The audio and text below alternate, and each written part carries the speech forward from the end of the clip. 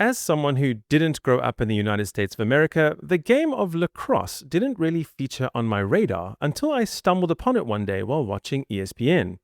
It was a confusing experience for me, to say the least, as it looked like ice hockey players had taken off their skates, while at the same time my TV's refresh rate wasn't quite good enough to keep up with how fast the ball was moving, so I just couldn't work out what was going on at all. Well, needless to say, in my youthful ignorance, I assumed from the name that it was a French sport that had been imported to the Americas. But when coming across this story, I was fascinated to learn its true origin story and how it was once even used by a tribe of Native Americans as a ruse to help them infiltrate a British fort.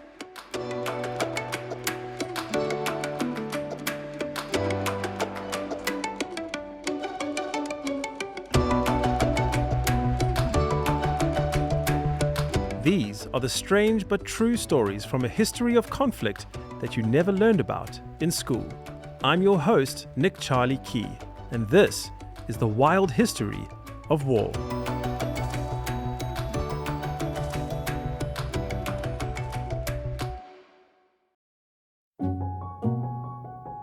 If you aren't already a Patreon supporter, but you are already hooked on these wild, weird, and unbelievable true stories from wartime history, well then you're going to love what I have in store for you. When you join the Wild History of War on Patreon, you not only unlock early access to episodes, you get a ton of other rewards and exclusive bonus content that is only for subscribers. When you first sign up, you'll get a personal shout out in an upcoming episode and your name forever etched on our wall of supporters over on our website. You'll also get an exclusive mini episode once a month, as well as a companion guide for every episode released on the main feed, which includes bonus facts, key character breakdowns, and even rare images from each incredible story. Beyond that, you can even get special access to ad-free episodes, free branded t-shirts or caps, the ability to vote on future episode topics, and at the highest level, even an executive producer credit. So, dive deeper into this wonderful, wild world of history with me. You can do so by clicking the link in the episode description or over on our website at wildhistoryofwar.com. Now, back to the episode.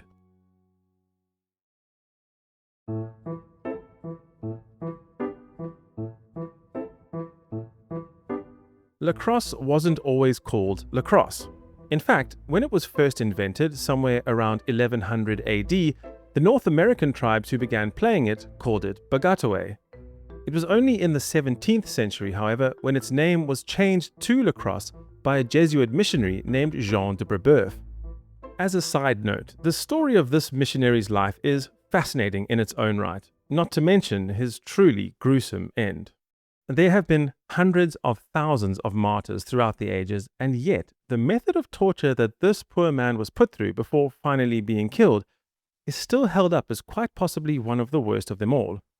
In fact, it's so graphic that I've chosen to just leave it there and rather keep going with the story. Now, lacrosse. For those like teenage me who may have never seen it played, looks in appearance rather similar to ice hockey.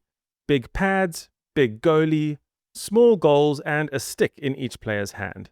But on the end of each of these sticks is a smaller, shallower version of a kid's fishing net, and the small rubber squash ball lookalike is flung between the players, caught in these fishing nets, and then somehow thrown at such high speeds through the tiniest of gaps between the goalkeeper's enormous padding and the frames of these very little goals. Now, I'd love for my American listeners, or in fact actual lacrosse players from anywhere around the globe, please let me know if I did a good job of painting a picture of that for everyone. Now, needless to say, that is the modern version of the sport. But when it first began, its proportions were unbelievably different. The original game was played on an open, flat piece of land, anywhere from 500 meters to 3 kilometers long, and instead of precisely timed halves or quarters, the game could last from sunrise to sunset, and in some instances even lasted up to 3 full days. Each team consisted of anywhere between 100 and 1,000 players each, and despite it being a fun exercise, its original intended purpose was a ceremonial ritual preparing young men for war. Now let's fast forward to the early 1700s, and we find ourselves outside a fort named Michilimackinac, which, let me tell you, is not at all spelt how it's pronounced. At this point in time, the fort has around 30 to 40 soldiers stationed within it, but is being used as much as a trading post for local fur trappers as it was for anything else. The traders would come from as far away as Montreal to trade with the hundreds of Native Americans who lived in the surrounding area. The wooden fort had originally been built by the French in 1713 as they established a presence along the Mackinac Straits. Over the years, the fort grew in size and expansions and modifications were made to the structure, along with the construction of new palisade walls. The French soldiers stationed there had ingratiated themselves with the local tribes in the area, and while they may not have been best buddies, the relationship was certainly cordial between them. In 1756, however, war broke out between the French and the British in what was globally known as the 7 Years' War. The clash had emanated over a dispute concerning territorial rights to colonies in North America and India, and so it was surely only a matter of time until that conflict found its way to the top of the Michigan Mitten.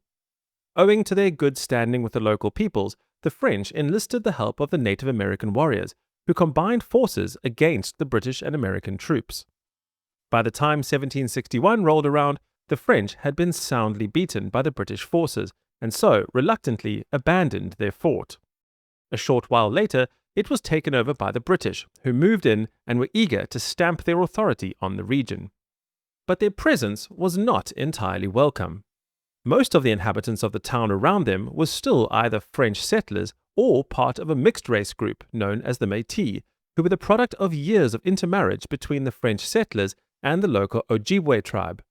Not to mention the fact that for years the British had actively been killing many of the relatives of the people who were left behind once the war was finally over.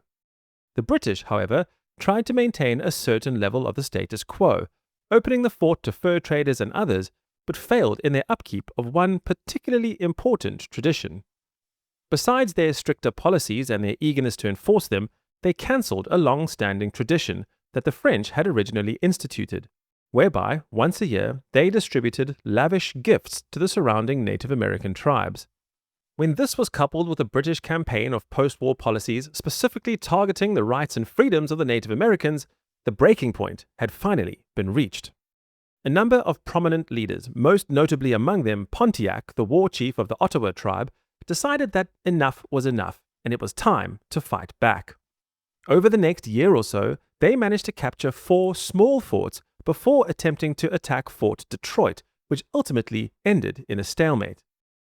It was not long before Fort Michilimackinac became their next target. Now, we're going to take a short break, and when we come back, we'll explore in detail just how the local Ojibwe and Sauk tribes fooled the unsuspecting British troops.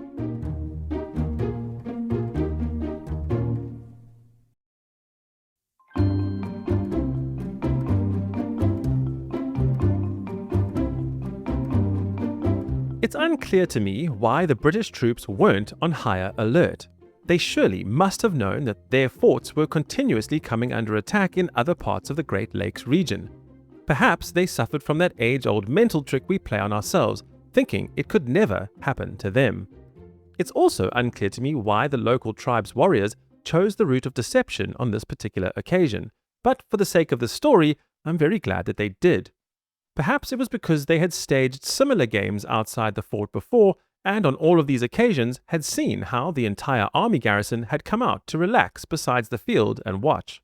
Well, whatever their reason, as the sun rose on the morning of June 2nd, 1763, one of the Ojibwe leaders informed the British soldiers that once again they would be staging one of their Bagatiwe games outside if any of them would like to come and watch.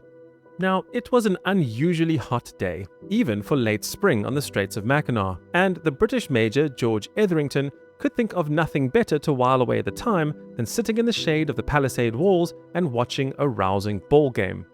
He was just 30 years old at the time and had in fact been born in the colonies. He should have been no stranger to Native American warfare tactics and had fought against them himself at the very end of the 7 Years' War. It didn't seem to worry him that he and his men numbered just 35 soldiers, while there seemed to be a significantly higher number of the local tribespeople there to watch than usual. It also didn't seem to click in his mind that a lot more knives and tomahawks had been bought recently from inside the garrison's trading post. Sure, he'd been warned, of course, that he should be on the lookout for any signs of rebellion amongst the locals, but it was hot, and he just wanted to relax for a bit.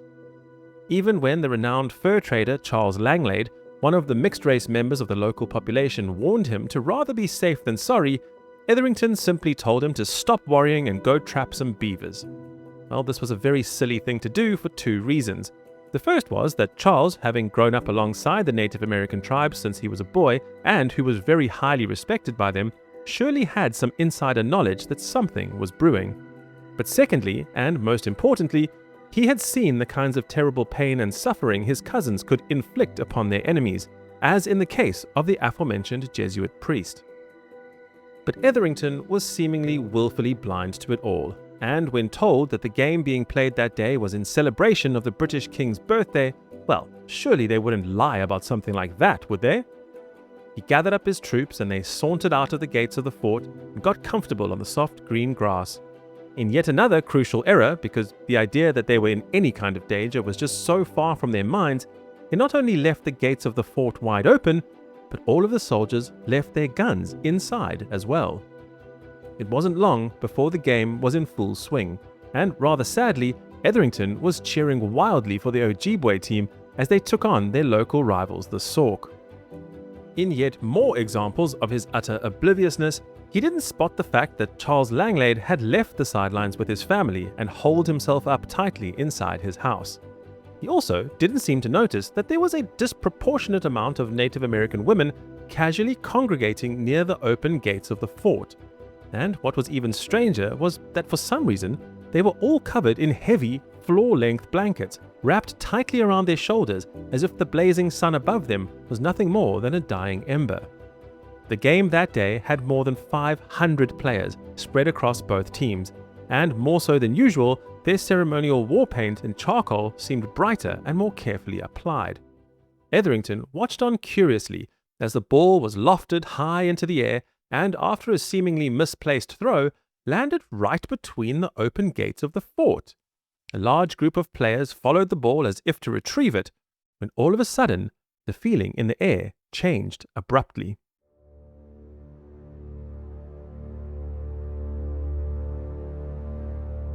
As the group of men charged to retrieve the ball, the swathes of Native American women who were now standing right alongside them suddenly threw off their heavy blankets to reveal knives, tomahawks, and an assortment of other bladed weapons, all strapped to their bodies. They were quickly handed to the crowd of men, and within seconds the sounds of anguished screams began to fill the air.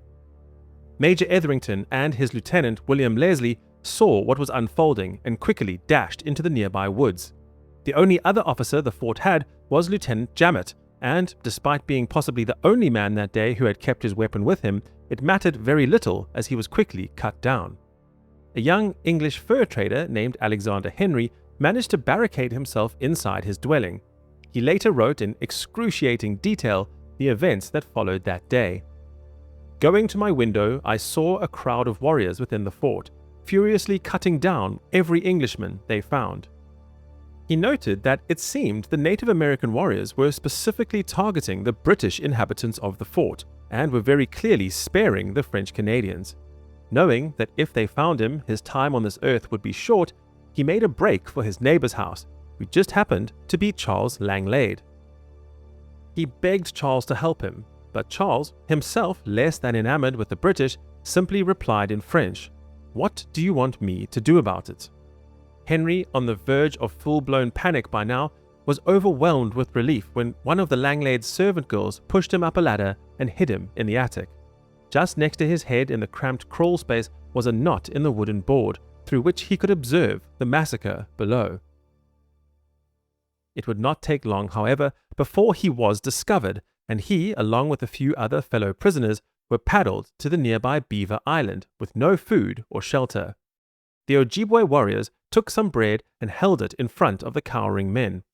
One of the men produced his knife, still stained with the blood of the English lives he'd taken, and slowly cut a slice from the loaf.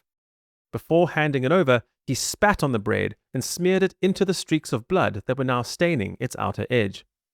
Henry refused to eat it, and so he and the other captives were loaded once again aboard the canoe as they were paddled back out into the open water. The next few days would prove to be a truly bizarre series of fortunate events in the life of Alexander Henry. First, as the canoe paddled out from Beaver Island, a thick fog rolled in across the water, forcing the Ojibwe warriors to dock their canoes at a nearby Ottawa encampment. When the Ottawa chief discovered that they had not been invited to participate in the massacre, he flew into a rage, seizing Henry and the other captives for himself before paddling them back to the fort, whereupon they themselves took control. Leaders from both sides came together to hash things out, and later that day, Henry and the others were handed back to the Ojibwe. And here is where it gets truly wild. As the captives were paraded before the chief, who had already decreed that all of the men should be put to death, a young Ojibwe warrior by the name of Wawatam stepped forward. 1 year earlier, he had received a vision from the Great Spirit that he should adopt an Englishman as his brother.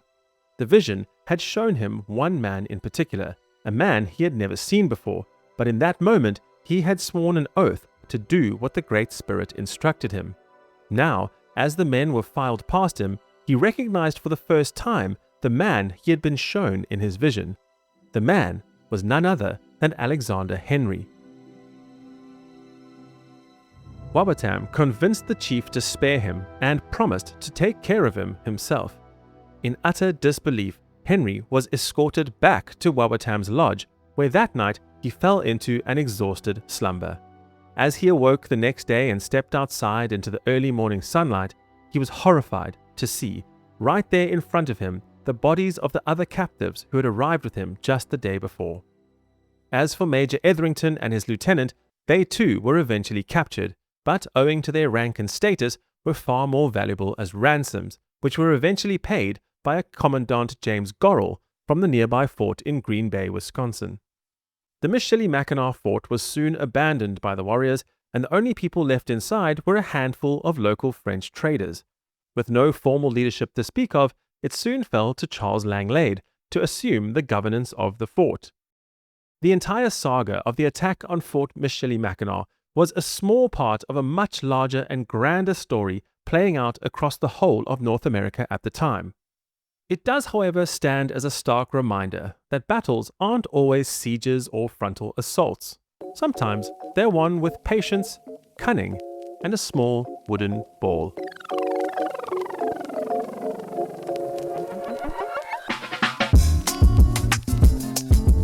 Thank you so much for listening to The Wild History of War. If you enjoyed this episode, please consider leaving a rating and review on Apple Podcasts, Spotify, or wherever you get your podcasts. It really helps us and also allows curious minds just like yourself to discover the show. Well, this podcast is written, hosted, and presented by me, Nick Charlie Key. You can keep up with everything we're doing by joining our communities over on Facebook, Instagram, X, and Discord. All of the links are in the show notes or on our website. If you're hungry for more strange tales from history, why don't you check out my other podcast, The Fantastic History of Food.